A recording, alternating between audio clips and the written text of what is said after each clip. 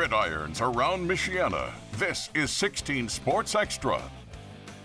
Welcome into the 16 Sports Extra podcast. I'm Jax Neill. That's Sabrina Hoover. Sabrina had a pretty big week of high school football this past Friday. Yes, we did, and it was the holy war between Marion and South Bend St. Joe. We got to start with that one. I mean, both pseudo sections. I mean, they came to play as well. They had a baby powder throwing up in the air a couple times. Yeah, you were telling me about that. Got some baby powder on my shoulder a little bit, but no, this game was outstanding. It was so great. It was so funny actually. St. Joe, what you just saw, they kicked a field goal, 2 field goals actually, missed both field goals. This is the second one coming up. Right before half. They're already up 15-0 in this game, by the way. Missed this one as well. So they could have gone up a few more points, but hey, they'll take it 15-0 going into halftime. But this was just a solid performance for St. Joe. Defensive side of the ball played outstanding. I mean, if you talk about this final being 31-0 St. Joe, I mean, to have a shutout victory like that, and mind you, they're still undefeated at this point in the season. So to have all that together, I mean, it was awesome to watch this team kind of just put things together. And right there, you know, him counting as many touchdowns he's had that night. But yeah, and then that safety right there. So yeah, so a lot happened in this game, but I think the best thing was our interview at the end of this game with Ben Downey. He was pretty pumped up. Yeah. Well, yeah. We're just rolling that right now. Let's do that. Let's do that one right now. Actually, we're gonna go over here. Give me 1 second. Oh no. Technical issues. You know, I got to give our defensive coach and staff quite a bit of credit. It's very rare that they don't deliver, schematically, mentality-wise. The coaches have a blast coaching together. So not only are they great coaches, they have fun together, they have great relationships with the players. So it's a great situation out there for all the young football players out in South Bend. We got a fun defensive coaching staff. If you love flying around and doing crazy things, come on over. That is amazing. Come on over. I mean, basically using it almost, it's, you know, telling them, come to St. Joe. Because I have a fun stat for you, Sabrina. I mean, he's talking about defense right there. You're talking about how they're undefeated already, 4-0. Yep. Guess how many points they've given up so far this season? I'm going to go 10. 19. Yeah, 19. In 4 wins, they've given up 19. That includes 2 shutouts. Wow. They gave their big game, they gave up a lot of points. It was against New Prairie, where they gave up 13, but they still won 43-13. This is a St. Joe team that really, if you look in the NIC, they're a legitimate threat to win the conference. Yep. They seem top to down so solid. They have a lot of pieces in a lot of different places. Franco Biffle, we saw him with the touchdowns that he scored.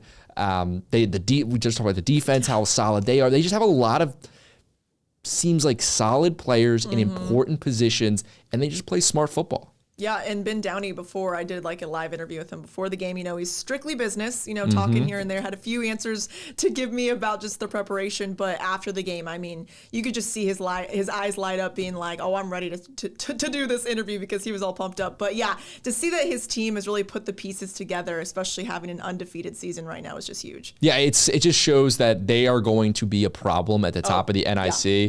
And I'm already starting to look down the schedule, because coming up later on in the season, Friday, October 17th, the final week of the regular season games, it's going to be Penn at St. Joe. That'll be... Is that a battle of 2 undefeated teams right there? Possibly. Because that's what we're really wondering about, because at the end of the day, another team that is doing pretty well is the Penn Kingsmen. And another shutout as well, 62-0 against South Bend, Washington on Friday night. And Landon Hall looks pretty comfortable with this offense, I would say. Yeah, he does. He came in, and one thing we talked about is the fact that, you know, these quarterbacks. I mean, we're seeing it in high school football and these transfers, and the big topic is always in college with these quarterbacks is how long of an adjustment period do they need, and it's definitely even harder in high school. But you're right, he looks so comfortable. They're undefeated right now. He has a bunch of weapons. They're really strong defensively, really well coached. Not that surprising to people in the area, but Penn football is having a great season. Yeah, definitely. In that game, I mean, it was back-to-back touchdowns. It felt like, especially Landon Hall, like just slinging the ball down the field, just like right there. So, I mean, big plays like that, a walk-in touchdown like that. I mean, it's the Penn team that we've seen from week 1. So yeah, it really is. And like I said, they're both of those teams right now. They are the only 2 4-0 teams in the Northern Indiana Conference. There still is. Elkhart is the other team that's undefeated in conference play at 2-0 after they're able to beat South Bend Riley 39-22 right there. So another big win there for the Lions. We didn't get out to that game, but still, this Elkhart team, throughout the season, we've kind of said different things about them, but at the end of the day, they win football games. Yeah, no, and that's the biggest thing is coming up with big wins for Elkhart, especially. I know we're probably going to talk about this later, but Mishawaka and Northwood. I don't know if we want to talk about that one right now, but that one was another one that I felt like so many games this week on Friday were just close. I don't know. I mean, there were some shutouts, of course, but like this one came down to a field goal. I think, it was just insane. So like the fact that Mishawaka got a last-second field goal to win the game kind of reminded me of that sectional game that they played against Northwood. It's always it's always such a battle between these two teams. But when we're talking about teams that just show a lot of success week in and week out, it's Mishawaka too. Yeah, no, that and I'm really, I don't know what to make of Northwood.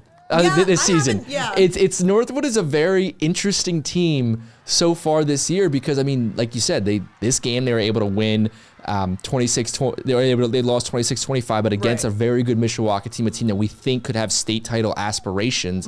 That's the level of talent they have. So I know Nate Andrews just want to hear that. That's a good loss. I mean, that's going down to the wire like that. Yeah. Then they've won games they should win, like beating Wawasee.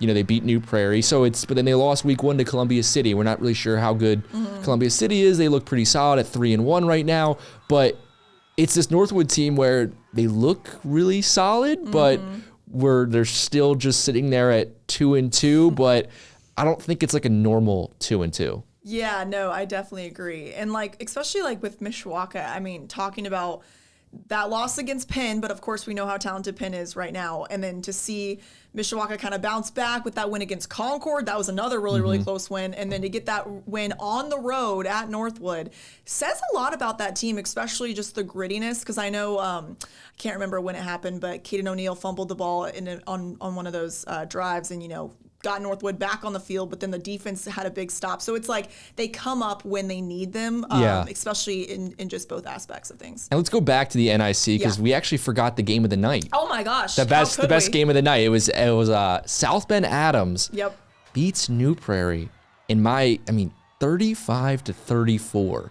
Just an incredible score, a back and forth game. I was at this game actually, and so I shot these highlights. I was there right before halftime. Great highlights. And thank you. And beginning of the second half, and it was a pretty tough football game. I mean, they were running the football a lot. There was this big play, but it didn't seem like this high scoring game. Yeah. As soon as I left, they went back and forth, and right now it's really, really impressive in my mind for South Bend Adams. I know New Prairie struggled so far this season. They're right now 0-4, and you don't want to see that for the Cougars. But for South Bend Adams, this is a program where, talking with Coach Kaz, I mean, he's talked coming into this season of, building more, pride in the program, that he's known that there hasn't always been that on the South Bend Adams football team, but this year's team has that.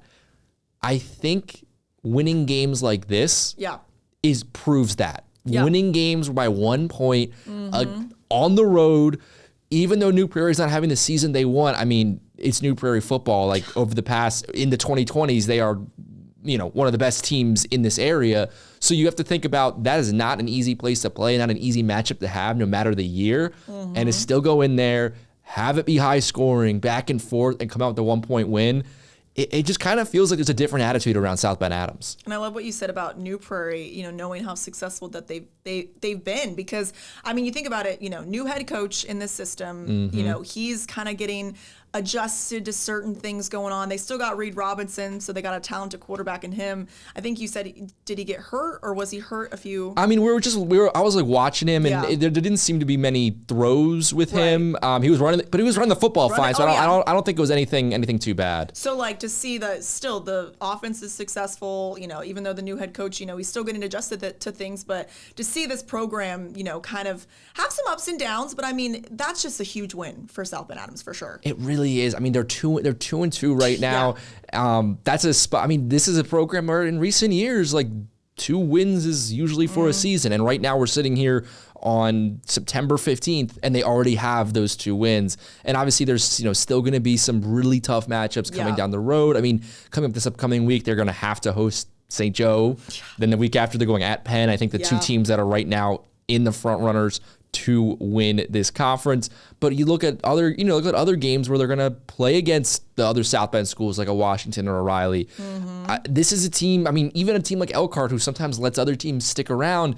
This is an Adams team where I think they have the belief, and I could see them getting to 4 wins on this season, which is exactly the type of step in the right direction that program needs, and I think could really start pushing them to become maybe the program of, the South Bend public schools. And I remember you even said, I think you went out to like a practice or something, and it just was a different team, right? Just felt different. Yeah, different mindset, just different energy. So it's great for them. Let's go back out to the Northern Lakes Conference where Concord was able to play against Northridge. Yep. 21-14. I was kind of surprised by that final score. This is another game I was out. I was here for the start of this one. Right. Concord goes up. They're up 14-0. It looks like, they're starting to roll. Bo Burner in the offense, Reese Brevard. It's really tough to stop them from scoring when they want to. 100%. And Northridge was able to get some momentum, but, you'll see like a really nice run right here. But they weren't able to really finish off the drives when I was there. So to see a 21-14 final score, I was pretty surprised that Northridge was able to then, after that, hold Concord just one more touchdown after I left, or about, early in the second quarter. Yeah. But for Concord, this is a football team where they still are one of the toughest teams in the NLC. And you think about, it's funny you say, being a low-scoring game. You think about the week before, them playing Mishawaka, how many, back and forth, what a back-and-forth battle that was. I bet now in week 4, they're like, let's catch our breath. Let's go against Northridge, find the basics. It's just like after any loss, you want to kind of figure out what went wrong. But no, I totally agree. To have a low-scoring game like that is a little bit shocking, but also to know, again, it's the same Concord team, right? It's the same talent. So, and the funny part is actually the same field as that Mishawaka game, because Jake Field was under construction, so they had to play at Mishawaka. So it was kind of funny. It was like the same, they had to play Mishawaka back-to-back weeks, but one of them was a home game and they weren't playing Mishawaka. It's weird, guys. It was very weird for me to be going I'm going to go to Mishawaka High School and it's Concord and Northridge. Now, to be fair, both fan bases really showed up. The stands were there was definitely fans in the stands. But it does just feel odd. It is, yeah, no, definitely. And they're going to have a really tough test next week. They're going at Warsaw, a team where Warsaw is just kind of, they're coming up there, go to this run to the state championship. They beat Wawasee 41-7 this past week. Right now, they are 3-1 on the season, and they look awesome. Yeah. They look all, that one loss is 28-14 to Warren Central. Warren Central is one of the programs in this state, like one of the top programs where consistently they're very, very good. And this year they're 3-1 already. So to lose to them by 14 points is impressive to me. So Warsaw, go to the state championship game, come back, and still be really good. Yeah, I think we talked about it on Friday, how many teams, even, Michigan or Indiana teams, how many teams are, either 4 or 3-0 or just undefeated right now. It's kind of not shocking, but impressive to see how many teams have been just successful throughout. Exactly. You're right there. So in NLC, we have Mishawaka, Warsaw, and Concord. They're all 3-1. Yep. A team like Northwood, that's 2-2. Yep. I know they're 2-2, but they look more like a 3-1 team to me when I see them play. Yeah. And gritty. Right now, Northridge is the only team in the conference without a win. And we just talked about how they held Concord to 21 points and made it a 7-point game. That is a top to down. If that's your worst team, that's a really good conference. I was gonna say that's a tough conference for sure, and it's always tough, right? That conference is always tough. And if we look, I don't know if we want to look at the week ahead or if we want to keep recapping. Well, let's take a look at the Plymouth. Let's take a look at the Plymouth matchup because they were able to get a win as well, and they're 44. right now undefeated. They joined Mishawaka and Warsaw as the 3 teams that are 2-0 at the top of the NLC. Yep. After Goshen got this touchdown, Plymouth just started airing the football out, and that was kind of it. I'm happy for the Rockies. I feel like last year it was great in the beginning of the season. It looked like they could really put on the Jets here and there, but towards the end it was a little up and down. So I think but to have a somewhat good season last year, it's okay, how do we build from this? And I feel like the Rockies are taking the right step in that direction. No, exactly. That's the best way to put it, is that last year, we were like, wait a second, this program is kind of coming back in a way that's like a little bit different. And I don't know. I think that they are they're not letting that one season of progress. They're not taking a step back after that. They're just continuing to go on. This upcoming week, they have Wawasee. I think it's a game that's definitely winnable.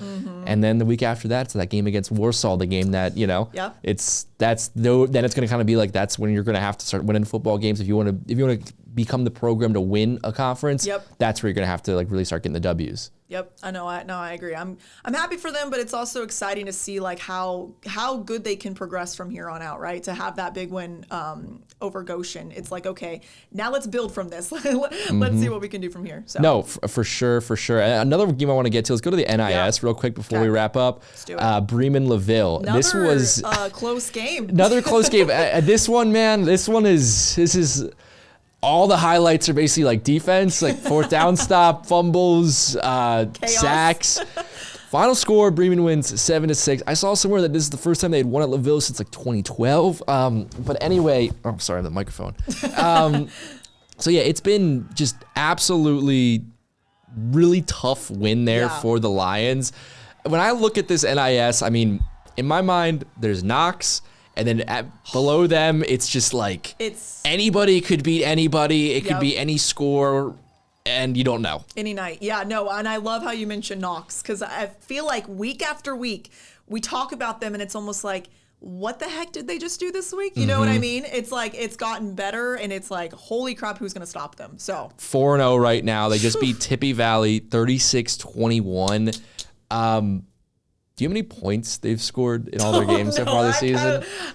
Knowing how, what was it, week? It was Which week was it they scored Was it 7? It was like last week. It was like 2 weeks ago, I want to say. Let me know. 184 through 4 games. Miles McLaughlin, he has like, over 1,000 yards. I think he broke that in week 3, just like 400 some yards in some games, like 8 scores or something ridiculous. The stats don't even make sense. But the way you just have to know about this team in terms of them with the rest of the competition in the conference is that offense has put up 184 points. The next closest team in the INS has 90 points, and that's Laville. Wow. So they have more than double than the second place team in terms of points so far this season. I mean, now that because their conference play starts a week later than everyone else, so this past week was the first week of conference play. Right. Going forward, it's like, even though defensively, I think a lot of these teams in this conference, whether it's Jimtown or Glenn or Bremen and Laville, obviously, they have good defenses. You're going to have to score against Knox. Like, even a great defense can only stop them for so much. Yeah, and talk about separating yourself, right, from the number 2. Like not even like that close to number 1. So I'm excited to see what that Knox team can do, especially knowing, God, like it's only week 5 right now. We're going into week 5, into week 5. So it's like, how much that scares me, because I'm like, the amount of success they've already had, it's like, how much can they produce? So it really is something. It's gonna be interesting to see. Something crazy. And I think right before we want to wrap up, I want to go to one of our teams up in Michigan. Yeah, Niles. Let's do it. Ooh, another. I know we always talk about Niles, but the reason is because this program is starting to do some things that they historically have not done.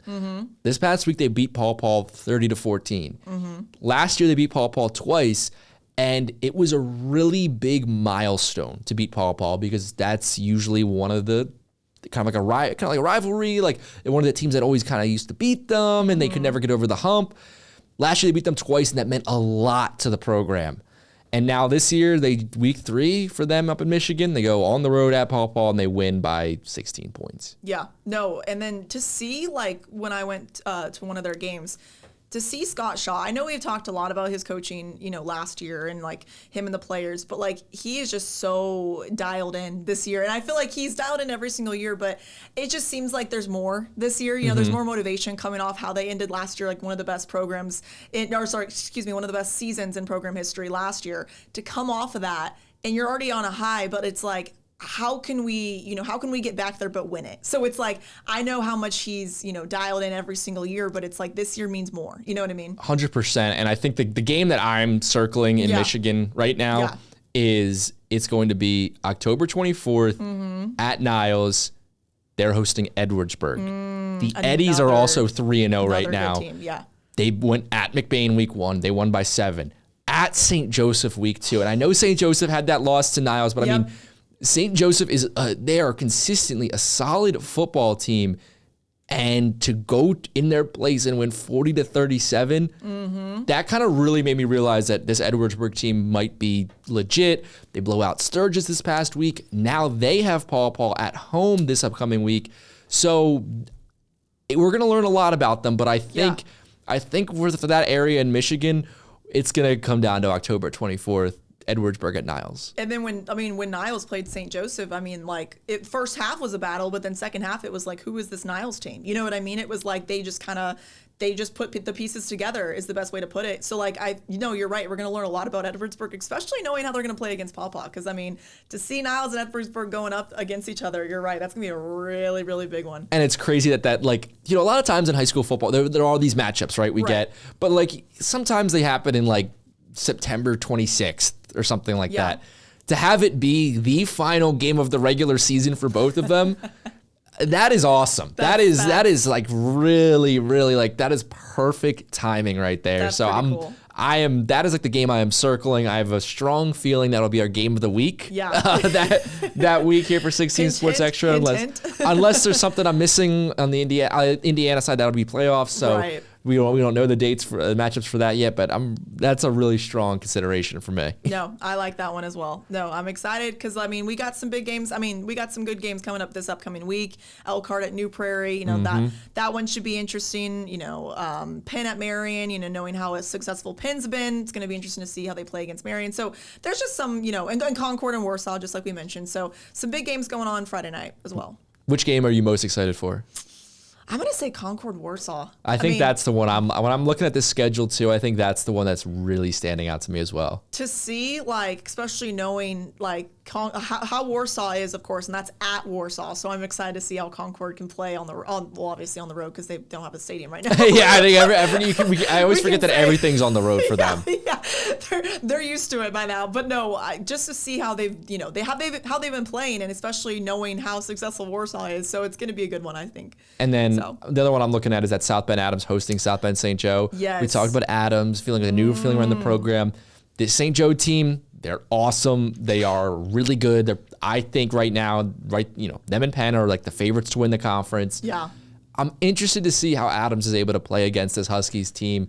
Even if they're not able to win, I just want to see how they fight, how they maybe put some points up against this, this really tough Huskies defense. I was going to say the defense, yeah. I think it's like a really, especially coming off an emotional road win, I think it's a really, now playing against another city team, I think it's a really interesting spot for Adams to kind of see where this program is at. Is that, okay, step number 1, get the buy-in from the players. Step number 2, get the results on the field, like beating New Prairie. Yep. Step number 3 is week in, week out. Every Friday night there's another game. Yep. Great win. Yep. Now we have probably the best team in the conference coming to our place. What can we do? I'm really excited to see how they respond to that. Especially knowing, when I went to the St. Joe game, the Huskies, you make a mistake, their defense is going to run with that. You cannot make a mistake against this defense. Exactly. They will run the table, and they'll do it quick. So 100%. Well, that's going to do it for this edition of 16 Sports Extra, the podcast. Remember to watch 16 Sports Extra, the TV show, Friday nights at 11, right here on WNDU. We have plenty of great stuff coming up. Also, we have a Notre Dame coverage. Not as great stuff for that. But crickets. Pot of Gold coming out later this week. So if you're wondering where the breakdown for that game is, don't worry, it's coming. As we wrap this up at 4:41 p.m. That's 41. Yeah, that's a little on the nose right there. But thanks so much for watching. We'll see you guys next week.